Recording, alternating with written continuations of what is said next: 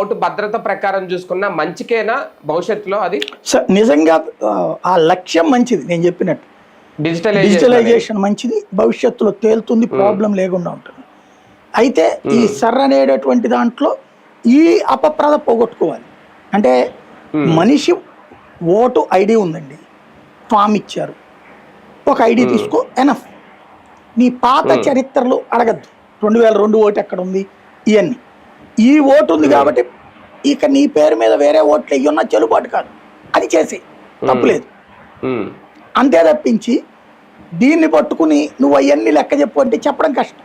బేసిక్గా ఓటర్ ఐడీలు వచ్చినాయే ఈ మధ్యకాలంలో సరిగ్గా వస్తుంది. నాకు తెలిసి క్రిందసారి మా పిల్లలకి ఓటు నెంబర్ వచ్చింది కానీ, ఇంటికి స్లిప్ వచ్చింది కానీ ఓటర్ ఐడి రా వాళ్ళకి. మరి ఏం చేయాలి ఇప్పుడు వాళ్ళు? ఐడి నెంబర్ ఎట్లా ఐడెంటిఫై చేస్తారు? ఇప్పుడు దాంట్లో నువ్వే ఇచ్చావు పేపర్లో ఓటర్ ఐడి, మరి ఇంకేంటి, దానికి నేను ఉన్నానా లేదా అని ఐడెంటిఫై తీసుకో, సింపుల్, అయిపోవాలి. అంతేగాని మీ తాత ఎవరు, మీ ముత్తాత ఎవరు అనేది అనవసరం. అవును అవును.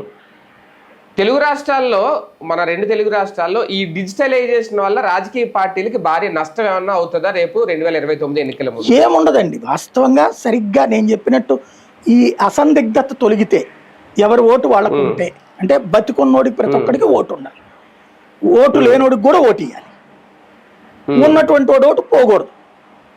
ఇది జరిగితే ఏ అసందిగ్ధత ఉండదు, ఎవడు ఓటు ఆడికే పడుతుంది. రాజకీయ పార్టీలు నష్టమే ఉండదా రేపొద్దు ఏముండదు మన తెలుగు రాష్ట్రాల్లో?